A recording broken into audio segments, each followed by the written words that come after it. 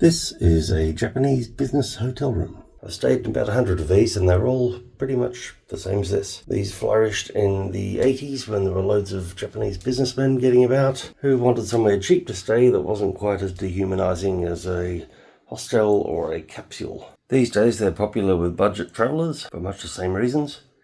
So what do you get?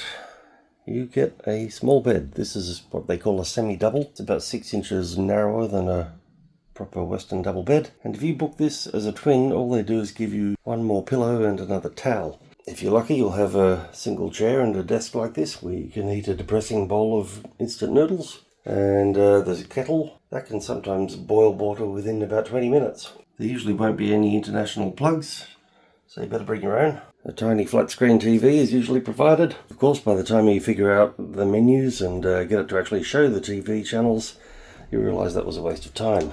They only give you green tea, no coffee, because, I don't know, I guess it costs too much. They also give you a tiny fridge, which will only cool anything you put in there by about 10 degrees. And this is a real classic. They still have a pants press, so you can turn up to your meetings with nice, freshly pressed pants. I've never used one of these, so I don't wear that kind of pants. Sometimes you'll also get one of these. It's a humidifier, because in winter the air is really, really dry. You often get one of these to put your suitcase on, but if you do put it there, you might have trouble getting to the bed. And under here there's an emergency flashlight in case there's an earthquake and all the lights stop working. So let's have a look at that bathroom.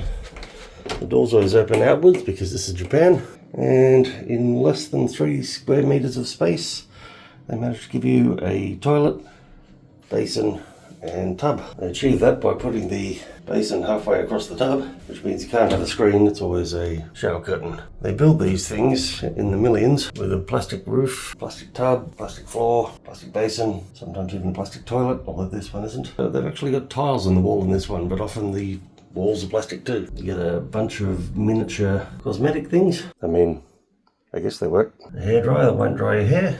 And shampoo, conditioner and body soap that are all probably the same thing with different colouring. Hang on. This is body shampoo. This is the bath mat, but the towel they give you is about the same size. So all in all, a cramped way to travel, but it is cheap.